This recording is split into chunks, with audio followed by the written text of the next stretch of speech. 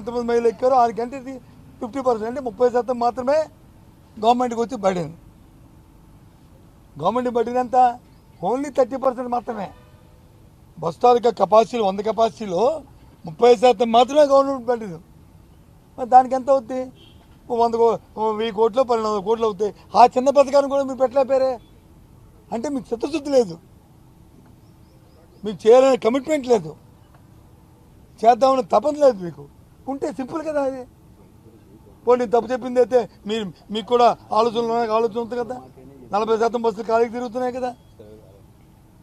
60%లో 30% మంది మహిళలు 30% మంది పురుషులు కదా. 30%కే కదా 50-50 వేస్తే దానికే కదా మరి గవర్నమెంట్ పడిన అది చేయాలి కదా. అది చేయలే.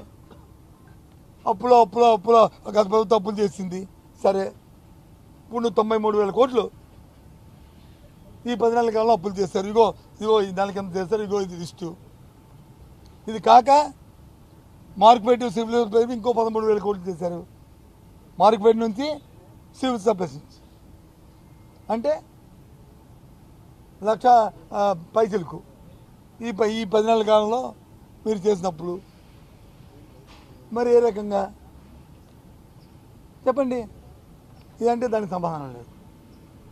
దానికి తిరిగి పై ఇంటరప్షన్ చేస్తూ మధ్య మధ్యలో లేచి గోళ అలరి. ఒక అపోజిషన్ లీడరు, ఒక బాధ్యత వ్యక్తిని కొన్ని ఎక్కడైనా భాష ఏమైనా తోలనాడామా? కొన్ని అసత్యమైన మాటలు సత్యదూరమైన మాటలు మాట్లాడామా?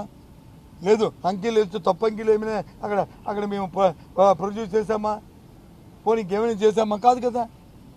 మాట్లాడితే లేచి కించపరుస్తుంటుంటే మరి ఎందుకు ఆ సభలో మాట్లాడదు? ఆలోచన చేయండి. అందుకే ప్రజల ద్వారా మీ ద్వారా చెప్దామని ఇక్కడికి వచ్చాను, మీ ద్వారా ఎంచుకుందామని ఇక్కడికి వచ్చాను. అదిగా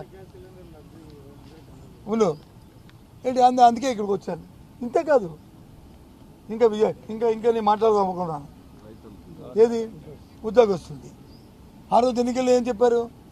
ఉద్యోగస్తు బకాయిలు ఉన్నాయి, 24,000 కోట్లు బకాయిలు ఉన్నాయి, 25,000 కోట్లు. అవన్నీ మేము రాగానే తీర్చేస్తాం, 1వ తారీఖు జీతాలు ఇస్తాం, ఇంకా ఐఆర్ పెడతాం, వాళ్ళకి ఇండే పిఆర్సీ అని చెప్పారు, బ్యాలెన్స్ డిఎల్ అని చెప్పారు. ఎక్కడ 1వ తారీఖు 2 నెలలు ఇచ్చారు. ఇప్పుడు ఎన్నో తారీఖు వస్తున్నాయి జీతాలు చెప్పండి. చెప్పండి. కొన్ని 2 నెలలు. నాకున్న information maybe wrong or right. మా వాళ్ళు అయితే 1 నెల అంటున్నారు, కానీ నేనైతే 2 నెలలు అంటున్నా. ఏదో 10 నెలల కాలంలో సబ్జెక్టు కరెక్షన్ ఆంధ్ర ఐటమ్ 1, 2 తప్ప ఏంటి? మరి ఎప్పుడు ఇస్తావు? 4 నెలలకు వచ్చింది 4 అలాగే రేపు 5 ఎల్లుండి 6 అలాగే. మరి అప్పులు 25,000 కోట్లు తీర్చుతా అన్నావు కదా. ఏమనంటే సంపద సృష్టిస్తామన్నారు కదా, మీ అందరికీ తెలుసు కదా. సంపద సృష్టి మాకు తెలుసని మొన్న స్టేట్మెంట్ ఏమి ఇచ్చారు? ఏదైతే మేము ₹2 చెత్త పన్ను వేసామో వీళ్ళు చెత్త పన్ను వేశారు, చెత్త అప్పుడున్న ప్రభుత్వం చెత్త పార్టీ అన్నారు కదా మమ్మల్ని. ఆ ₹1-2 తీశారు కదా, సంతోషం. ప్రజలు భారం లేక తీశారు. మేము దాంట్లో మాకు ఇవ్వదు లేదు. మరి 10 నెలల కాలం చెత్త ఎత్తాలి కదా. చెత్త పన్ను తీసే చెత్త ఎత్తాలి కదా. 80,000 టన్నులు పెరిగిపోయింది. ఎందుకు పెరిగిపోయింది? ఈ 10 నెలల కాలంలో ఎత్తుకుపోవడం వల్ల.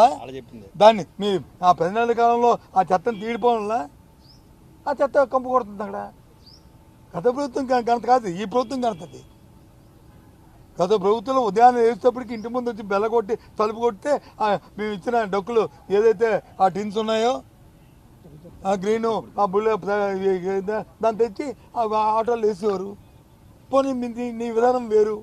ఆ విధానంతో తీయ చెత్తనే అది పెరిగిపోయి ఉండి మళ్ళీ ఎవరి మీద నింద? మీ ఇంటి దగ్గరికి అడగండి. మీరు ఉదయం వచ్చేస్తున్నారు కదా, మీ ఆడవాళ్ళు అడగండి. ఇప్పుడు ఏ విధంగా చెత్తని ఎత్తున్నారో లేదో ఈ చూస్తున్న ఈ రాష్ట్ర ప్రధానికం ఆలోచన చేయండి. ఈ ధర్మ విధానాన్ని నువ్వు పెట్టినప్పుడు ప్రభుత్వం ప్రజలతో ప్రభుత్వాలు వాళ్ళ విధానాలు ఉంటాయి, వాళ్ళ నిర్ణయాలు వాళ్ళకు ఉంటాయి. ఓకే.